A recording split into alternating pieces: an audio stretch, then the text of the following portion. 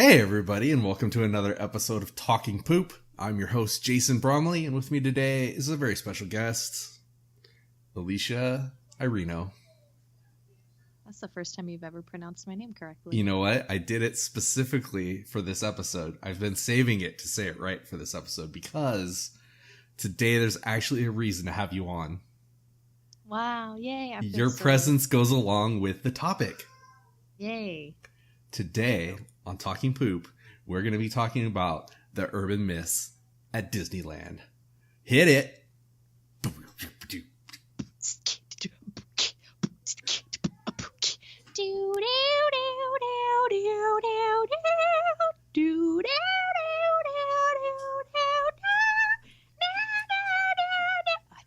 I think my neighbors can hear me. That was like good and obnoxious all at the same time. Do you lose sleep at night? Grab your pillow tight. Do you struggle to find why Han and Luke had to die? Are you just a mess? Does Hollywood leave you stressed? Because their sequels are more important than fan requests.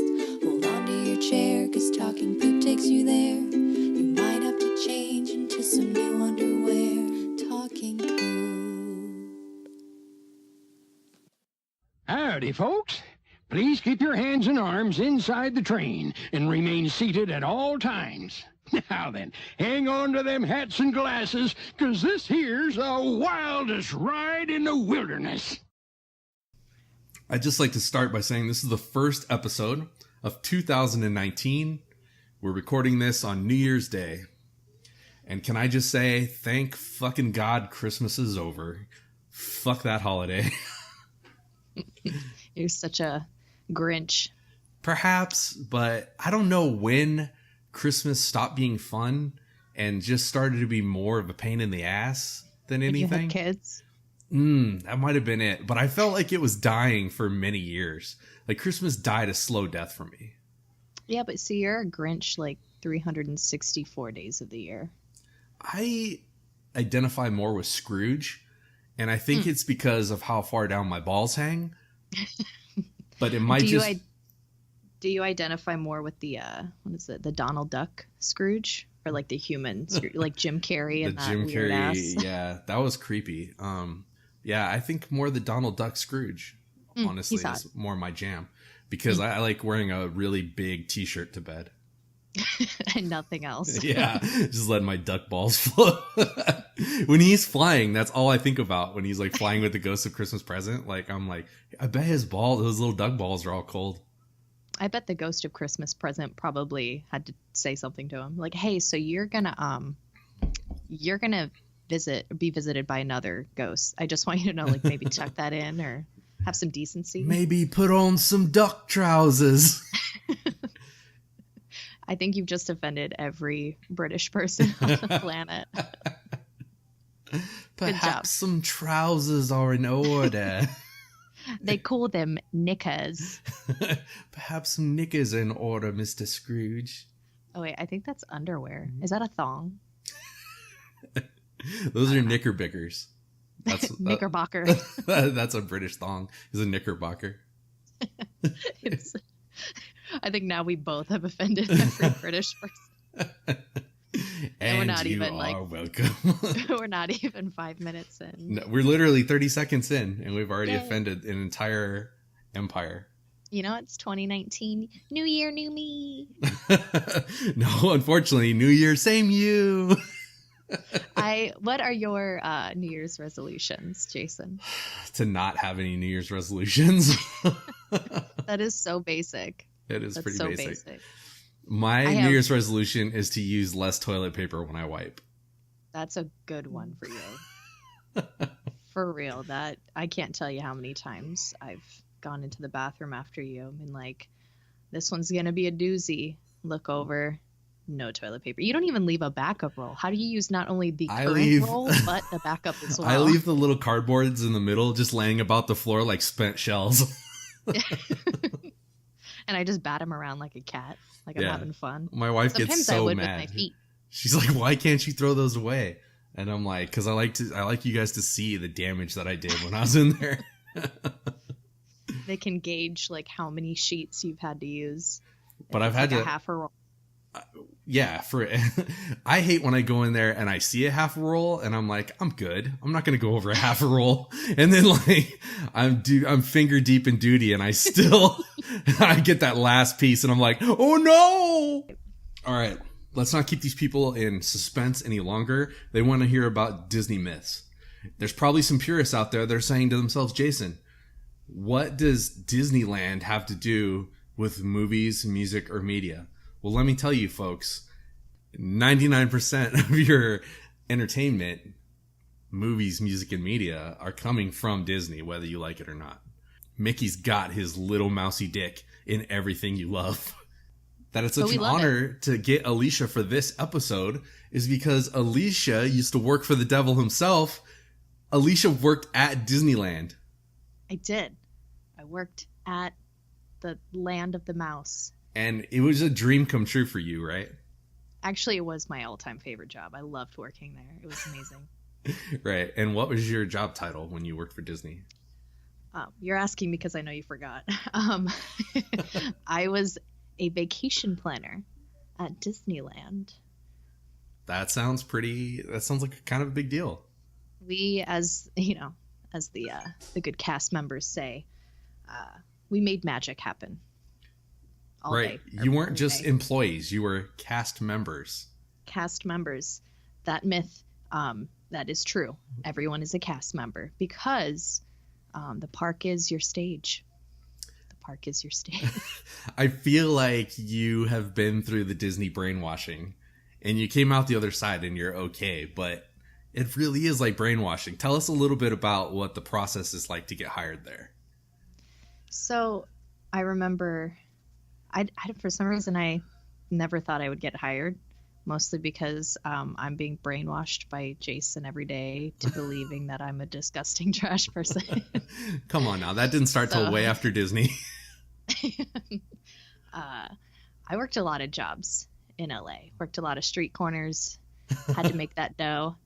And I was like, you know what? I want to work at Disneyland. I think I had an annual pass and I was there like every weekend. I would go by myself a lot.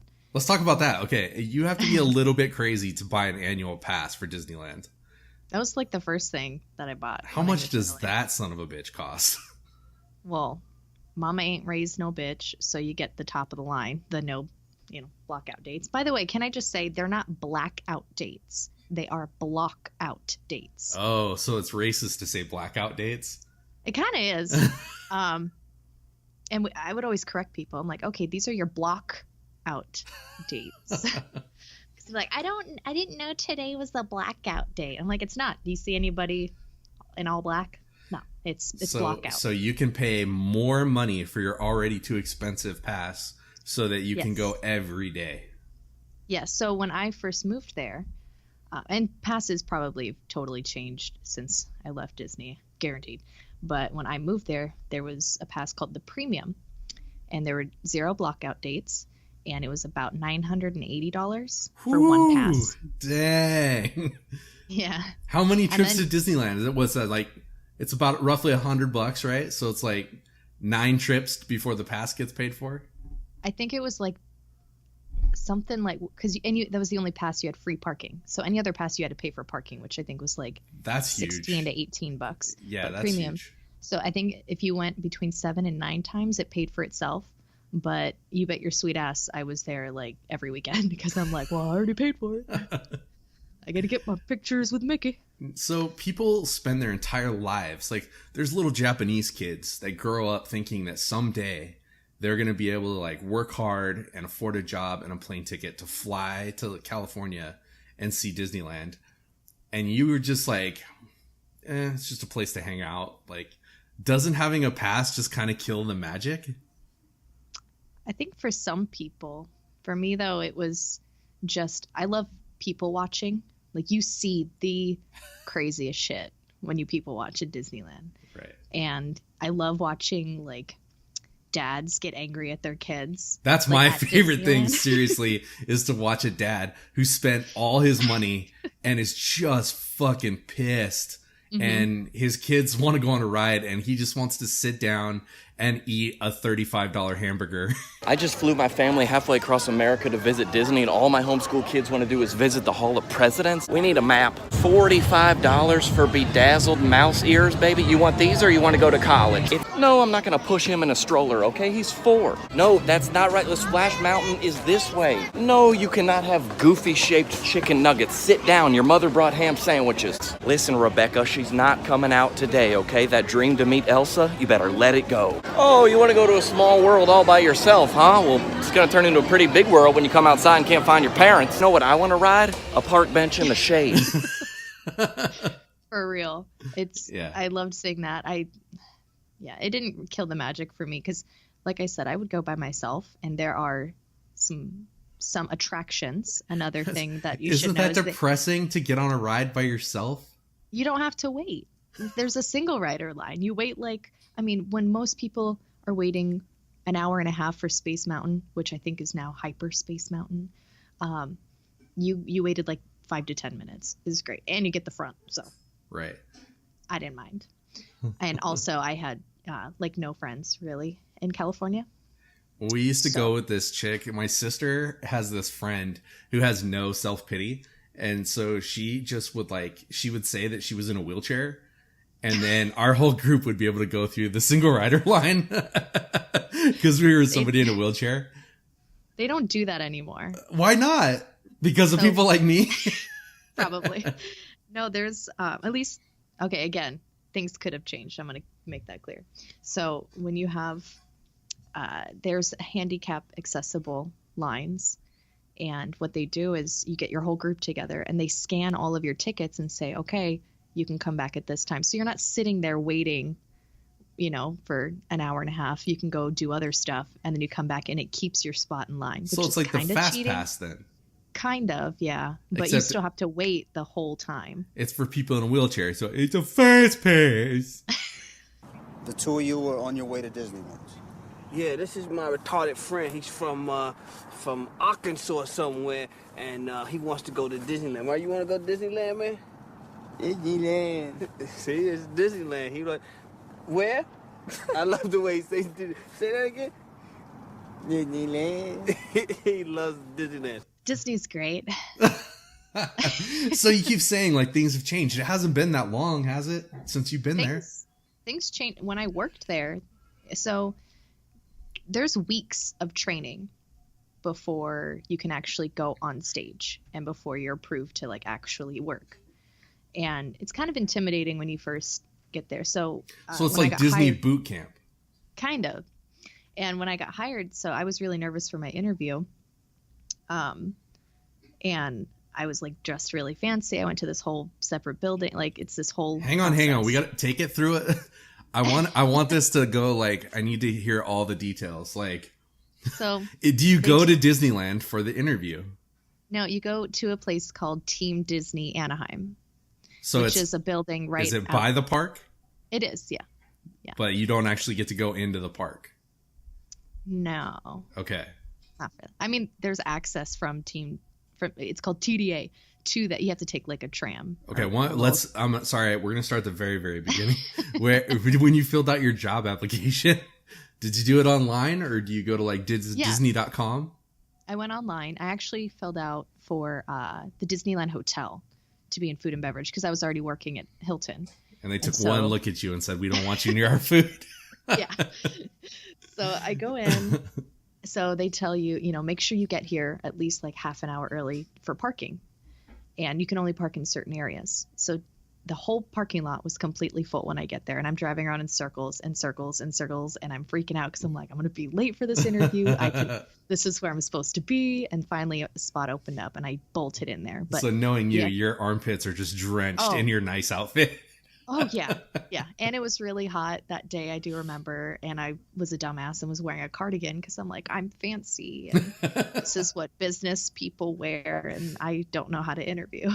And I go in there and you have to go through security and they check you off. And they're like, okay, here's where you go. Go into this door and then hang out. So you go into this door. You go through, there's a few people at a huge Mickey desk. Everything is decked out Disney style, so it looks super magical. And they're super nice to you when you get in. And they're like, okay, well, just go have a seat over here. This is who your interviewer is going to be. Or they don't call it your interviewer, it's your recruiter. And I'm like, okay. And I'm waiting, and everybody's that's also getting interviewed. You can tell, like, they're super nervous. So everybody talks to you and they're like, oh, what role are you going for? And you know, all this stuff. And for me, I just sat there. I'm like, I don't know if you're competition or not. So I've got to play it cool. Anyway, I get called in, armpits even sweatier. And I'm like drenched from my shoulders all the way down to my waist. And I go in there and I shake her hand. And now I do want to make it clear. So I have a tattoo on my ring finger. And I have a tattoo on my arm. And that's one of the things they ask you is how many tattoos and where are they? That's kind of inappropriate to ask first thing. They ask you how many piercings you have and where they are. And oh my God. Yeah. And they were like, don't worry, be honest. It's not going to really affect where you work, blah, blah, blah. And I'm like, okay. And I took a ring off and I showed him, like, well, I have a tattoo on my finger. I have a tattoo on my left upper arm. And that's about it. Did you tell him about your clit piercing? God damn it. Now everybody's going to think I am. I know. It's gross, you guys. It's like Tinkerbell, and it has stretched it out. So it just kind of like hangs down and flops around down by her thighs. Yeah, because, well, Tinkerbell flies over Matterhorn, so... But were you afraid to lie because you thought that they might have, like, scanned you and they've seen it already, so they know the answer, but they want to see if you're going to be honest about it? Yeah, so I already had a picture on my phone. I pulled it up, and I said, well, check this out. Tell me what you think also, if you think it looks good. I'm a little self-conscious about it. And she was like, oh, wow, sweet, sick. I really want to get one of those. Did it hurt? Okay, in all seriousness, no. First of all, I do not have a clit piercing. And... so I told her all the tattoos and piercings and everything. And she goes, oh, okay. So I see that you have applied for food and beverage at the Disneyland Hotel. Unfortunately, because of the tattoo, we can't hire you for that position. The tattoo on your hand? Yes. Yeah. And so I'm like getting ready to cry. You can cover it with a ring. Well, she said because it's food and beverage, you can't wear any jewelry on your hands and you can't wear Band-Aids and you'll be washing your hands a lot, so you can't wear makeup on your hands. Oh my God. And it made sense. Right. And I was like getting teary eyed. I'm like, no, it's fine. It's a stupid position anyway. Who wants that? Not me. And what about the churro stand? Can I wear a Band-Aid at the churro stand? I was like, you're just like in the back by like Pirates of the Caribbean, and you've got like, it's called Alicia's Dirty Churros. You just rub them in sand and like hand them out to people. They're not even churros. They're just like twigs. Eat my churros. But then after that, she's like, however, and she laid out like 6 pieces of paper in front of me. She's like, well, here's some options that I think you'd be really fit for. Which would you be interested in?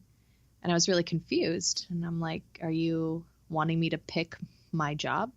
She's like, well, yeah, essentially. I really like you, and I feel like you would be a really good asset to Disney.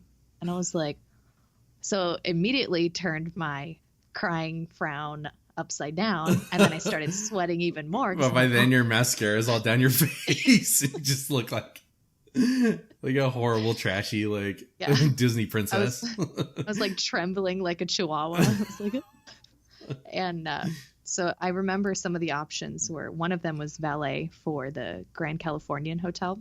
Yeah. And she had to tell me, she's like, well, do you know how to drive manual and automatic? I said, yeah. She's like, now how comfortable are you parking celebrity vehicles? And I was like, what are you talking about? She's like, well, there's a lot of celebrities that they will stay for long periods of time at the Grand Californian, and that'll be part of your job, is you have to be comfortable in high priced vehicles and being able to park them. I'm like, that's a lot of pressure, and I really don't want to damage Johnny Depp's vehicle while he's staying there. And to what do I owe the pleasure of your carbuncle?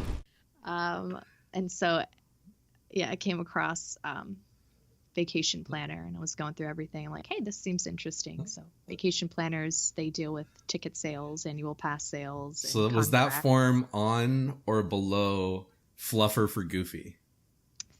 That was also in the job description. Like sometimes for certain you holiday may events, be called upon to fluff a Disney character.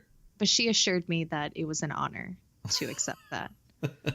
The problem with Goofy is that he squirts sideways, and so you never know where it's going to go. Just be on your guard. Yeah. Just keep your eyes closed the whole time, because we've been told it stings. Not only does it hurt, but it's traumatizing, and you don't want to remember that. And it sounds like when he falls off a cliff. No! And you just re-offended all the British people. All British people come like Goofy falling off a cliff. So, anyway, I picked that one, and she gives me a handshake, fills out the papers, and says, go ahead and take this back. This is your start date, blah, blah, blah. And I was like, so that's it? Like, I'm hired? She's like, that's it. You're hired. Welcome to Disney. And it was the coolest thing ever. And yeah, Come on now. Okay, now they didn't ask you any questions. So don't you feel a little bit like the only reason you got hired at Disney is because of the way you look? No, they made me change my hair. What?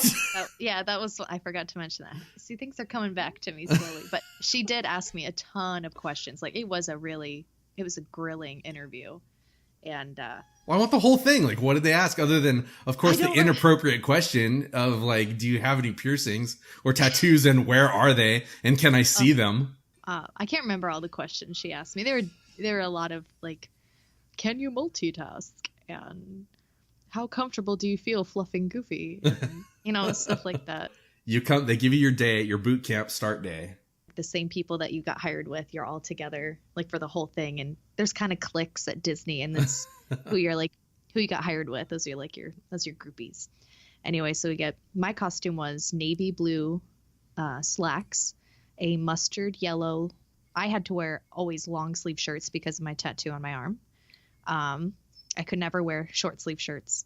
Oh my gosh. And that sucked in the summer, let me tell you.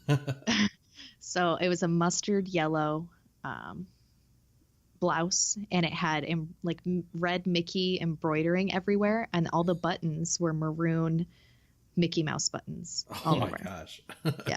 And then with that, you had to have a belt. It had to be a Disney belt. Couldn't be your own belt.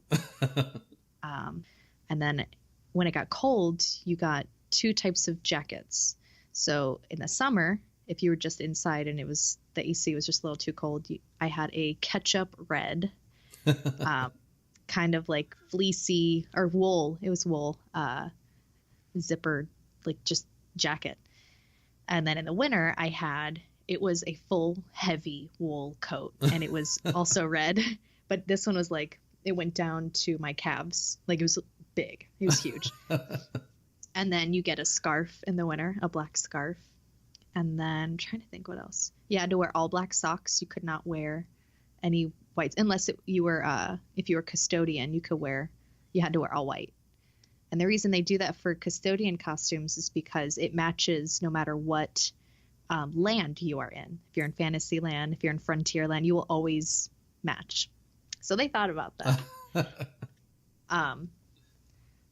And then you had to wear all black shoes for my department. No logos? Like, you couldn't. No logos. I saw people like taking Sharpies, and they were covering up their logos on their shoes. Because you would get talked to by your managers. Right. And it's called you're not stage ready if you. So are you checked every day to make sure you're stage ready? Well, I mean, yeah. Oh my gosh. That's like Boy Scouts. Did your buttons have to line up, or your buttons on your shirt have to line up with the button on your pants? You couldn't, women couldn't unbutton past a certain button. Oh my gosh. I can only unbutton like the top one. And did anybody ever question these rules and be like, look, this is just a job. You can't tell me how to dress and like how to look. Because then you don't work at Disney. Everybody's all scared, so they just do whatever Master Disney tells them to do. But yeah, it's like, it was weeks of training. Like we would go through, like we wouldn't even, one of the days though was really cool. We got to tour the whole park with our team. So you would just go out into the park. You had to wear your name tag. Oh no, because we weren't on stage, we had to take our name tags off. But when we were backstage, we had to put our name tags back on because they don't want people coming up to us and being like, oh, you're a cast member. Where's this at? Right. Because they assume like you don't know yet. But You're for me, I knew not where ready.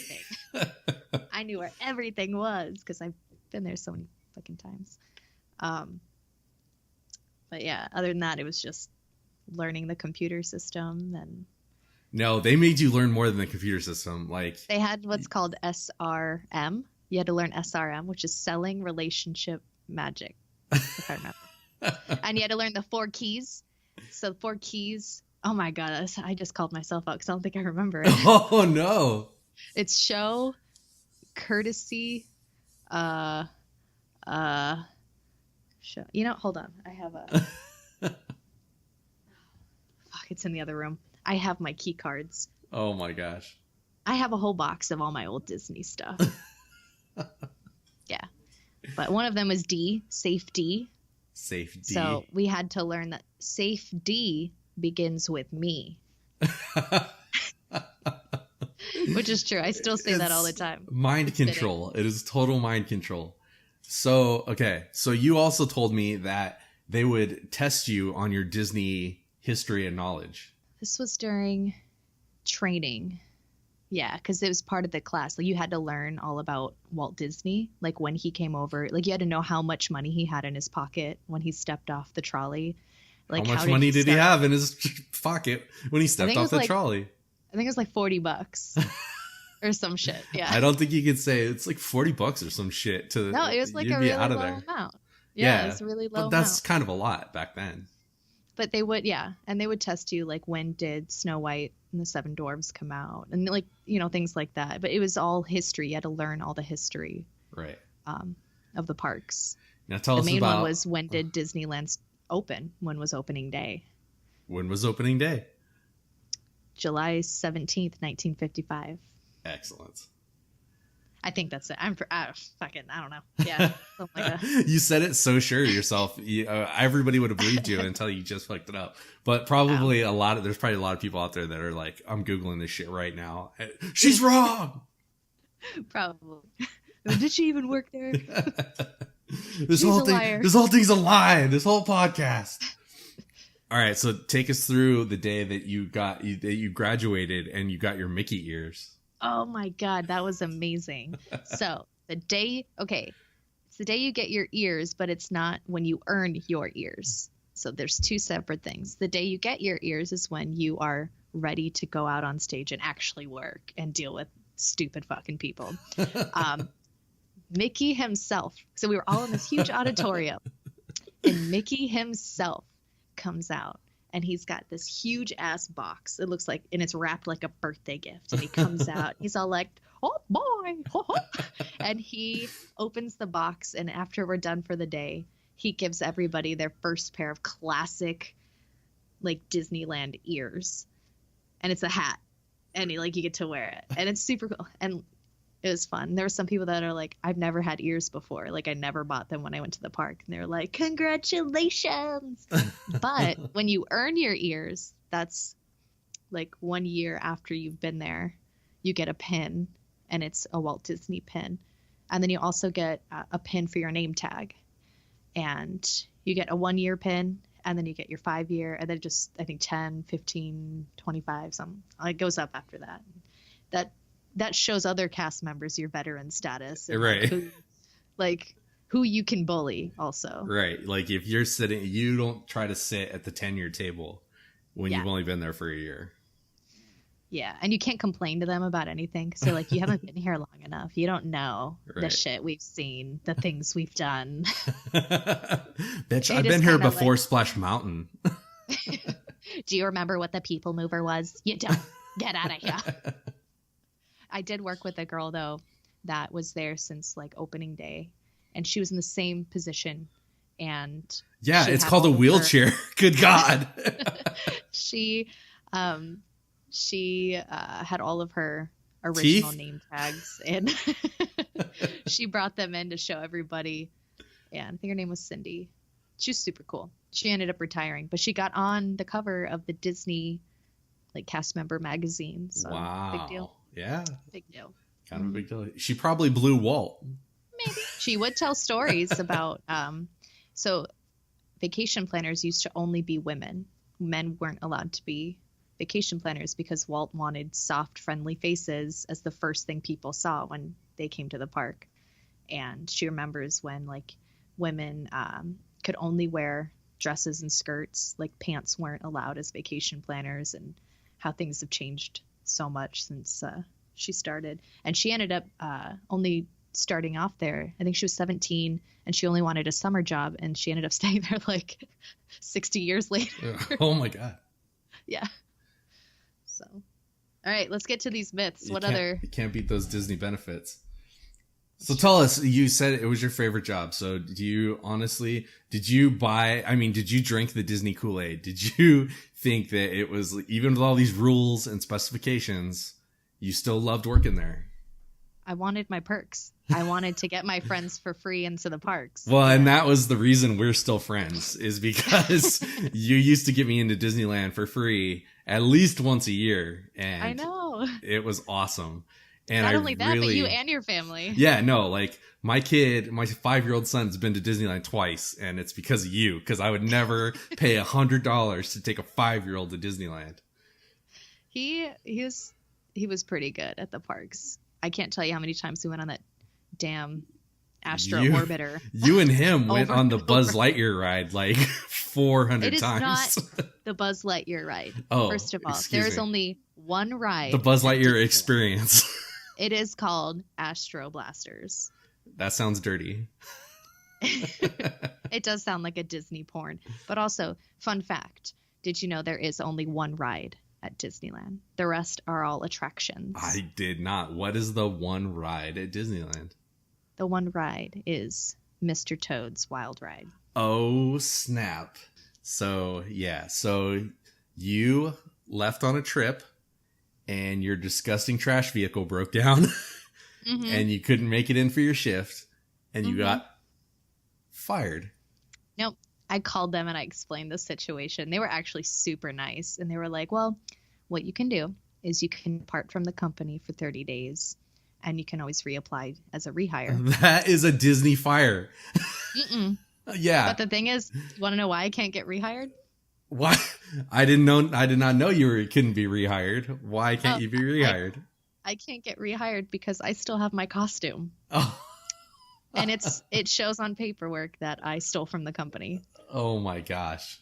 I couldn't get back. I didn't have the opportunity to make it back to return it. So at this point, you couldn't even like June. And I didn't have my costume with me. So at this point, you couldn't even like give it back and get back on the rehire list because you've had it too long, right? I don't know. My mom still has it. She's got all the pieces. So do you go dress up in it for Halloween and go as a Disney cast member trick-or-treating?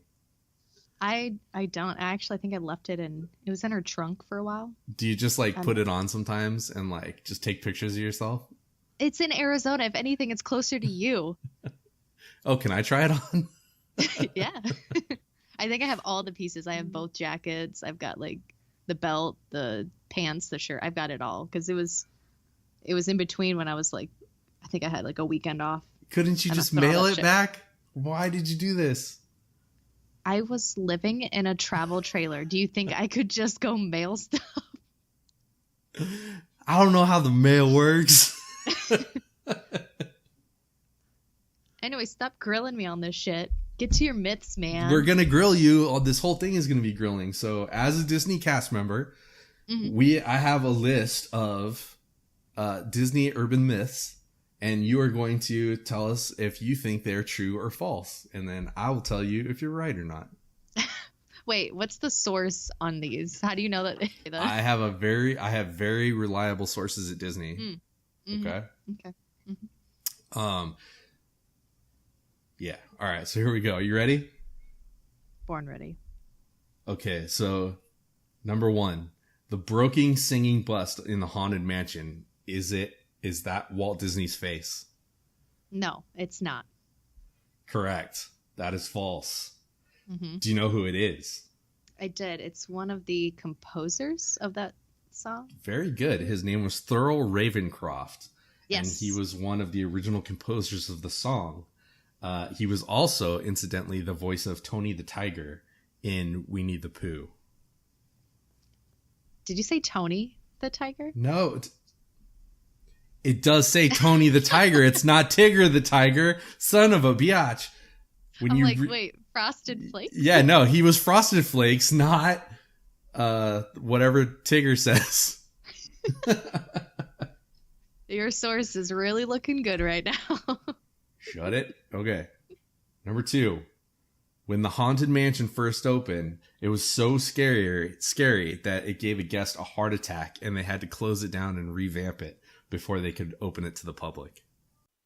Welcome, foolish mortals, to the Haunted Mansion. I want to say no. But, I mean, people get heart attacks every day, so... That is correct, actually. The mansion they built the facade? Facade? Marquis de Facade? They built the house in Disneyland, but then all this other stuff was going on, and Disney wasn't totally involved with it, and so the haunted house sat empty for a really long time. And so a lot of people were like coming up with all this bullshit about why it was closed. And that, like, as people do. Yeah, as people do. And so it was closed for a long time, and Walt Disney actually died before it was finished being built, so he never even got to see the Haunted Mansion. All right, how about this one? The hearse parked in front of the Haunted Mansion is the same hearse that was used to carry Mormon leader Brigham Young to his final resting place. Wait, Brigham Young, like BYU, like Mormon? Yeah, the leader of the Mormon church. Is that his hearse? Okay, you're right. All right, again, it was not. It's just a hearse. And the guy that sold it to the person that bought it for Disneyland did say that it was Brigham Young's hearse. But that wasn't true at all. Okay. Is there a basketball court on the top of the Matterhorn mountain attraction? There is. On the inside at the top. Boom. Do you want to know why? No, tell us why. So, when Disneyland opened, it was like a union. I think a union workers ruled that there had to be a recreation facility for employees, and they didn't know where to put one, so they ended up putting a basketball court as a recreation facility inside Matterhorn. Now it's just used as storage. That's also what I have from my reliable source at Disney. Yeah. Very good. Very good. You're so far you're doing good. I need to disclose that I am not the source that Jason. No, of course not. You're not the source of this information, because otherwise we couldn't play the game and it wouldn't be fair. Do you want to play a game? I will not reveal my source, as a matter of fact. But is the source you? Are you the source? My source is high up in the Disney organization. Oh, shit. He's in tight with Donald. Oh, yeah. Wait, is he in tight Donald or he's tight with... Okay, here's the next one. Women regularly flash the camera at Splash Mountain. Absolutely. There's a whole team of people dedicated to catching those pictures. Yeah, I can imagine. Have you ever flashed your shit at Disneyland? No, because I know the people that do. So do the people that do that, I hope they have just books and books and books of dirty pictures. There used to be a whole, like, all of those released online. No way. Yeah, now they're just immediately deleted. I don't know how they got online. I mean, how does anything get online? Nothing gets deleted forever. They're somewhere. They're on a folder somewhere. It's in a really huge Mickey Mouse shaped Disney hard drive. All those. I do want to say, speaking of Mickey Mouse shaped, when I worked in the booths in what is called the Esplanade in between Disney and California Adventure, all the windows had in the center a Mickey Mouse shaped hole, And I can't tell you how many times I've wanted to put my fist through that hole. I've had, like, there have been people that will spit at the window. It's disgusting. And Why would they spit at the window? It's the happiest place on earth. A man made me cry at Disney. Not even kidding. I had to get up and, like, he was screaming at me. He was like spitting in my face. He was so rude to me. And was this churro cold? Like, what was the deal? He got mad because he had a whole family that he wanted to renew their annual passes, and he wanted to get a brand new one for somebody else. And he wanted to put it all on a contract to make monthly payments for this big order. That's a very big order. And the reality of it was the system could not allow a brand new annual pass on a contract with existing, because you had to create a whole new account, and it's just something in the system you can't do. You have to do 2 separate contracts, one with the only new one, the other with all the renewals. But everything would be the same price, same payment date, everything. It just had to be split until the next year when they renewed all of them. Then they could all be renewed on the same contract. Anyway, he was arguing with me and yelling at me. I'm mad that you just told me that story, so I can imagine if I was the guy, I would be furious, because I was like, I don't understand a word you just said. Well, trust me, it took like 30 minutes of explaining it. And I was like, look, it's not me, it's the system. Bottom line is I can't do it, and I don't want you to put all these down payments for this large order, because when it gets voided out, which it will if I put it all together, you won't get that money back until like 5 to 7 business days. I was like, is that something you want to risk? He's like, so you were trying to do him a solid. Yes. And I thought about it, and he's like, this is bullshit. You need to just put it all in the same one. I'm like, and it took 30 minutes of him like yelling at me. I was like, okay, I'm going to show you, because you won't listen to me. I'm going to show you. And anyway, then he just started in front of everybody. There was so many people around, and he just starts screaming, vein in his neck, face turning red. He's spitting as he's yelling. He's fucking going nuts. His whole family's behind him, and they're shocked. They're looking at him like, And anyway, and I just stand up and I go, excuse me. And I go to the back and I just start crying. I was like, I can't do this. And then my supervisor at the time just didn't want to help me. It was the supervisor should have just taken over and dealt with the guy. Oh yeah, trust me. Everybody that witnessed it, they're like, why did you stay in that window for so long? And I was like, I need an adult. I need an adult.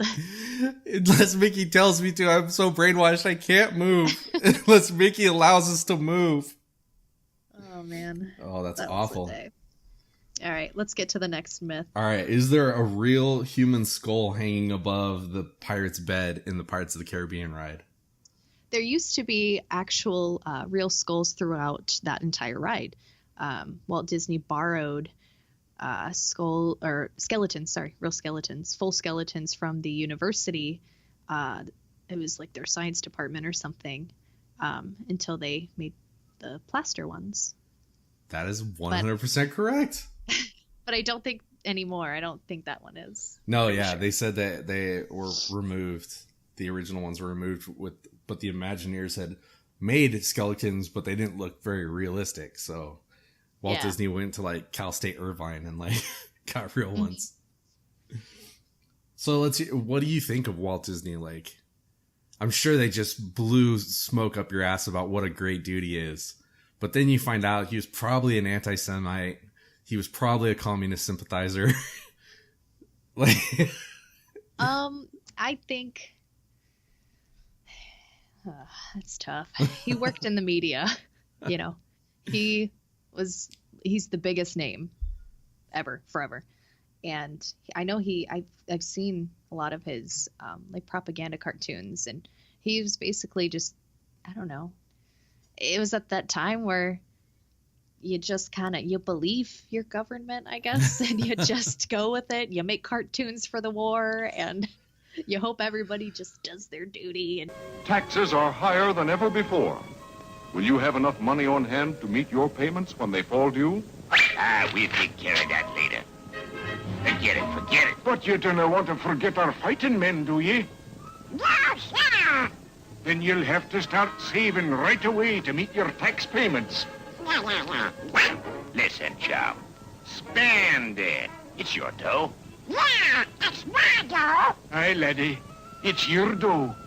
But it's your war, too.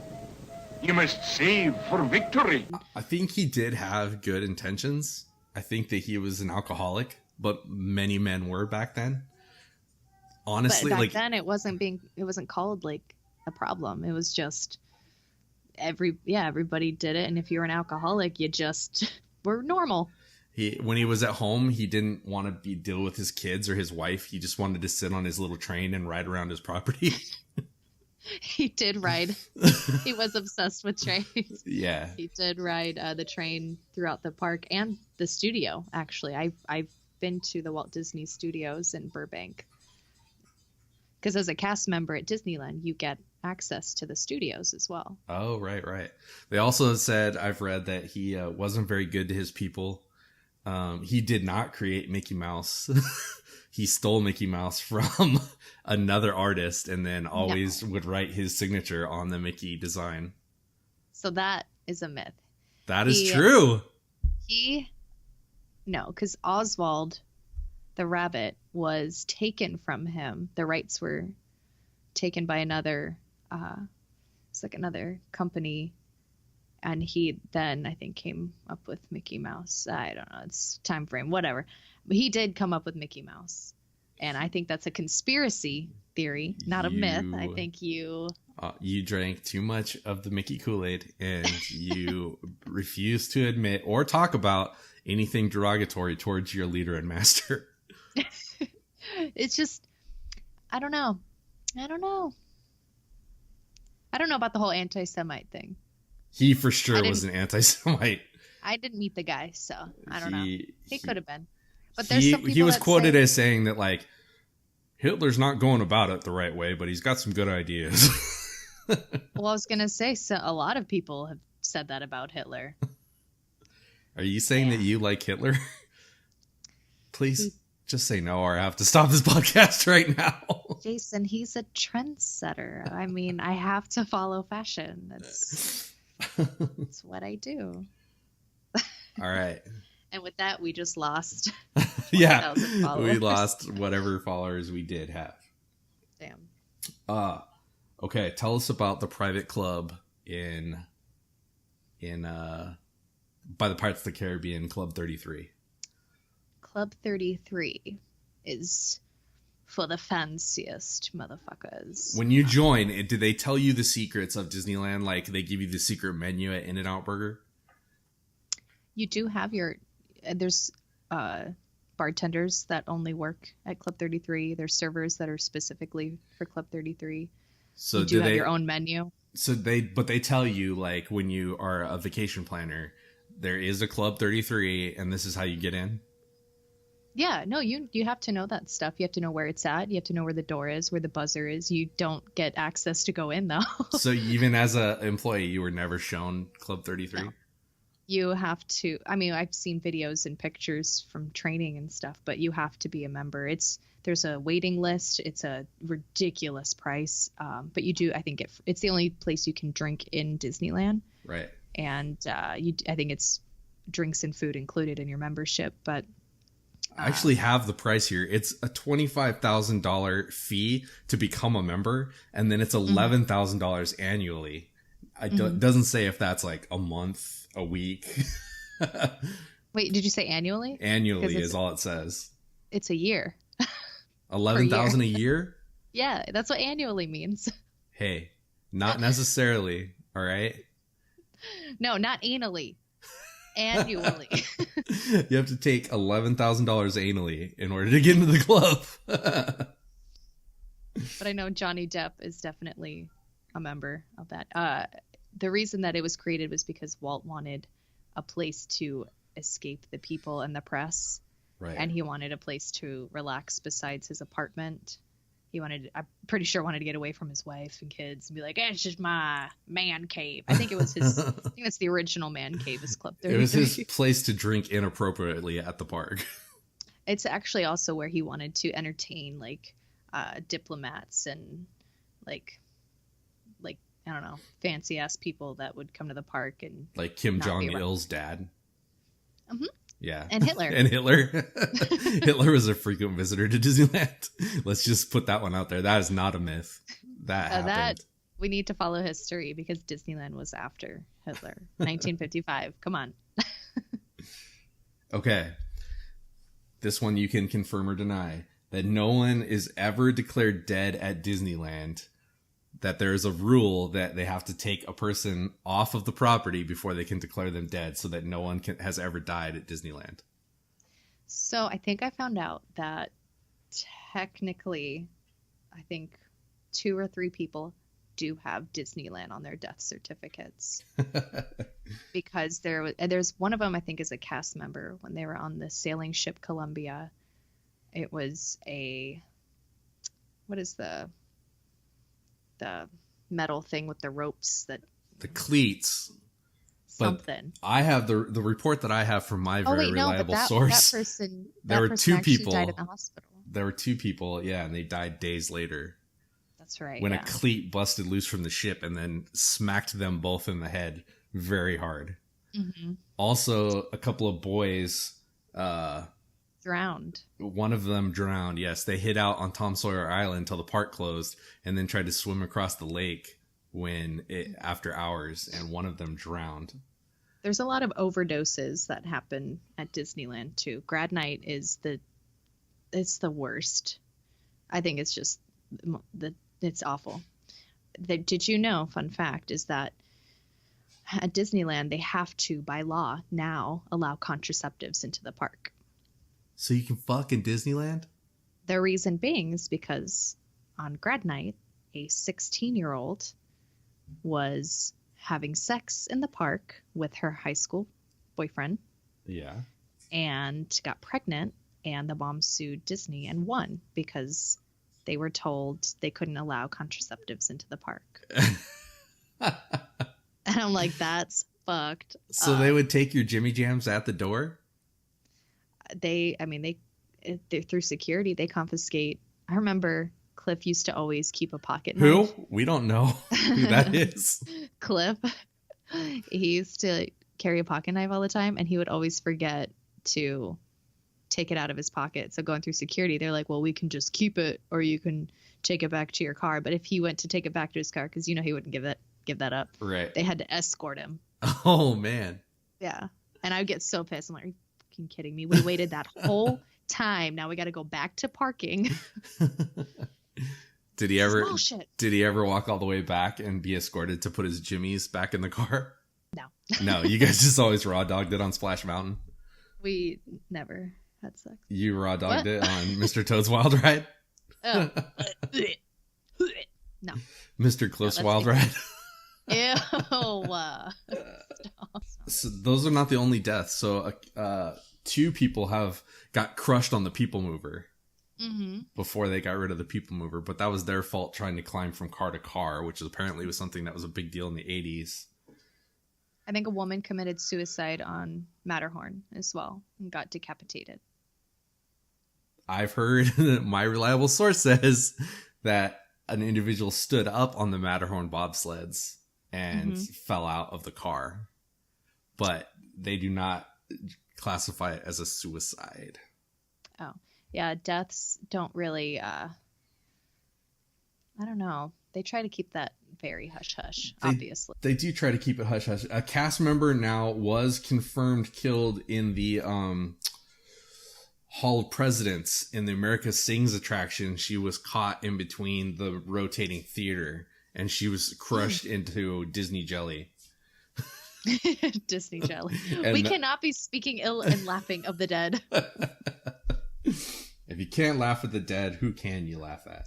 Did you know that I'm just remembering more fun facts that nobody knows how many security officers actually work at Disneyland. There are different divisions of undercover security that are dressed to look like regular tourists. Right. And I think we were told 1/3 of the people you see at Disneyland are security.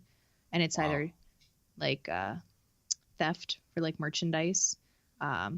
There's a drug team and sex trafficking. Sex trafficking in Disneyland?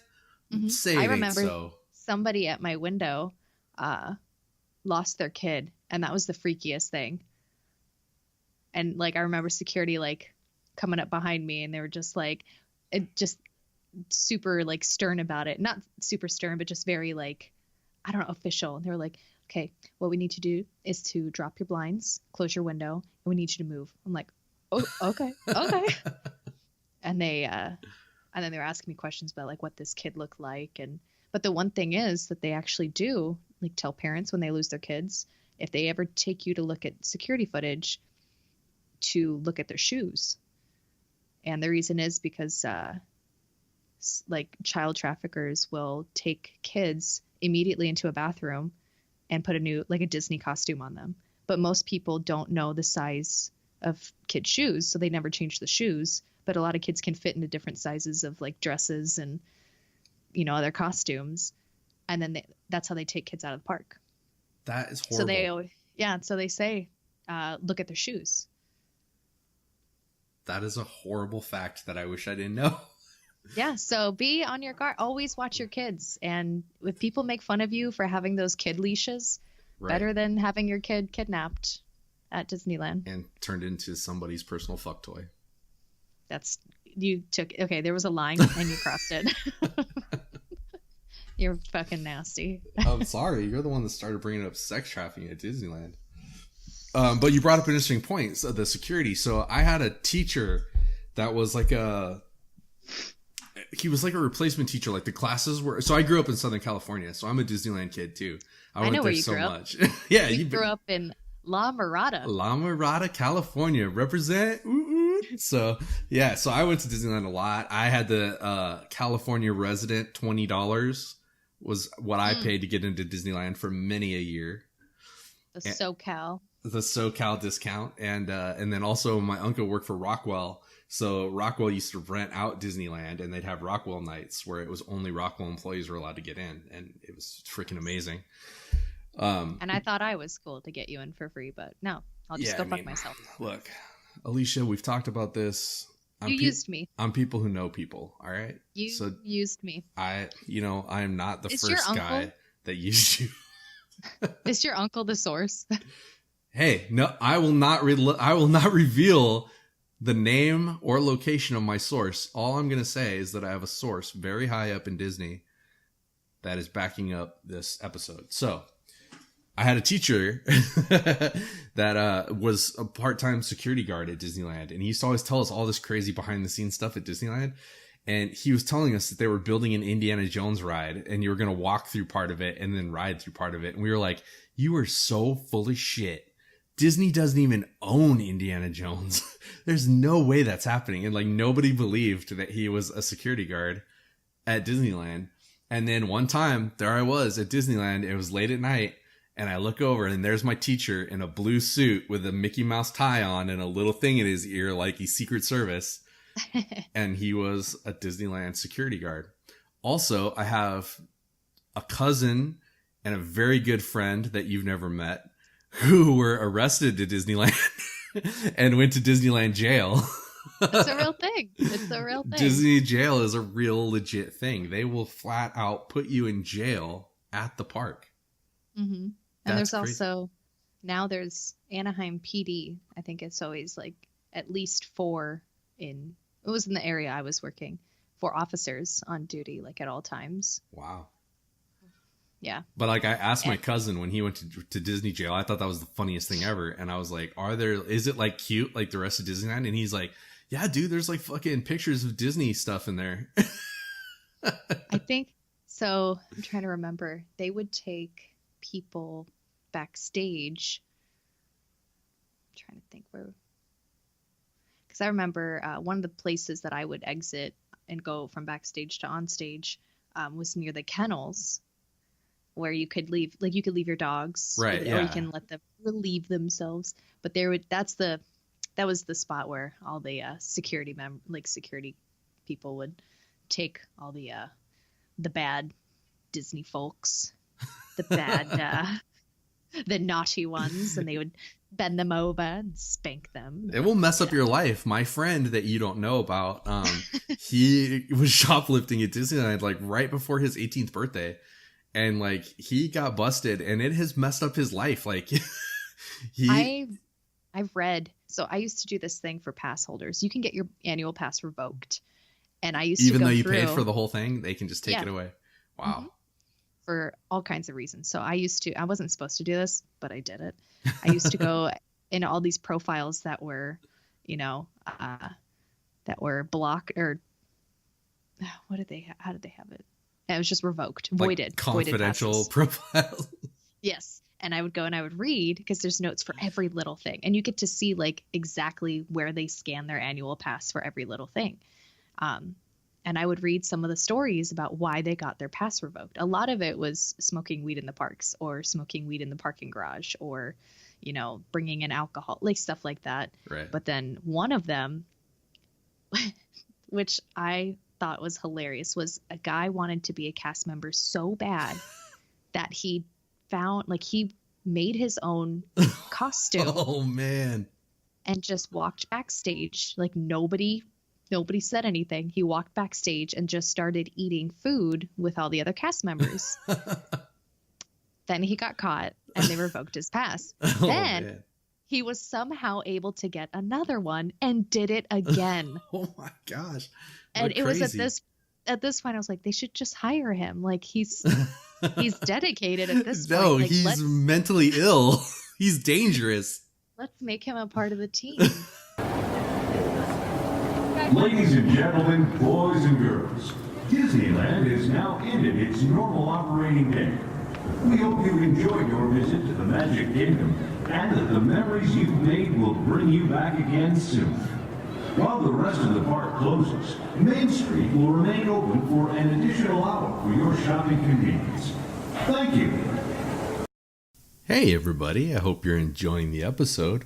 I'm popping in right now because Alicia still has so much more to say about our behind the scenes look at Disneyland. So we're going to actually break this down into 2 episodes. But before we left, I wanted to take the opportunity to tie this all into a movie that I saw that was really cool. That is exactly about what we're talking about today. It's called Escape from Tomorrow. Escape from Tomorrow is a film about a father and his family and their day at Disneyland and his descent into madness during this trip to Disneyland. It is filmed in black and white. It was shot guerrilla style in Disneyland and some in Disney World without the permission of Disney. So this was super crazy and super ballsy. And what this dude went through to get this movie made is insane. And it's a really freaking weird and cool movie. So check out Escape from Tomorrow. It's available. I don't know where you can get it.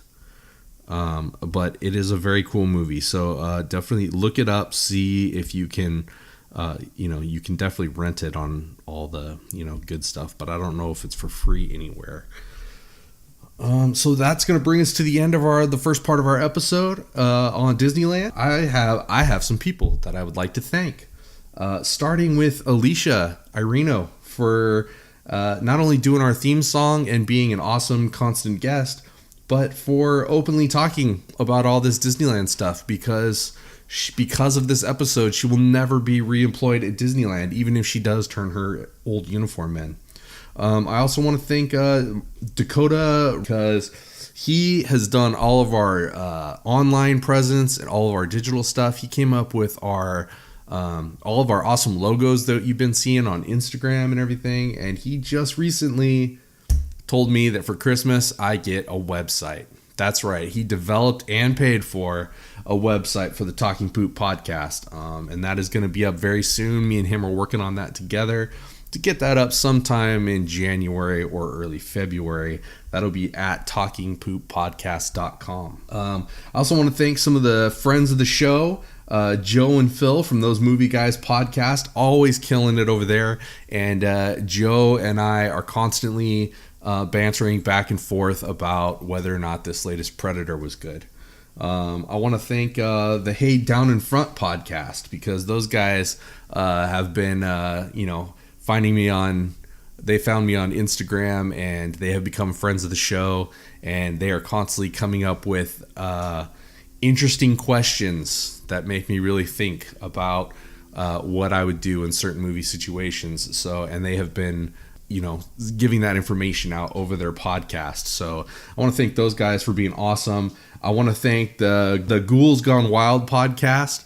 This is a podcast that I just found through social media and I've been listening to. And if you're into like true crime and weird paranormal Hollywood type stuff, this is a freaking awesome podcast to check out.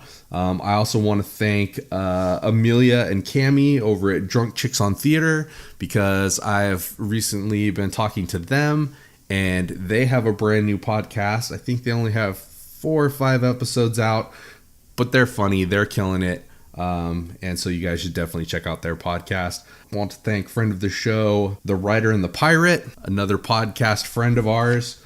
If you are interested in drinking and what millennials think of our current state of the world, then you're going to want to hear what these guys have to say.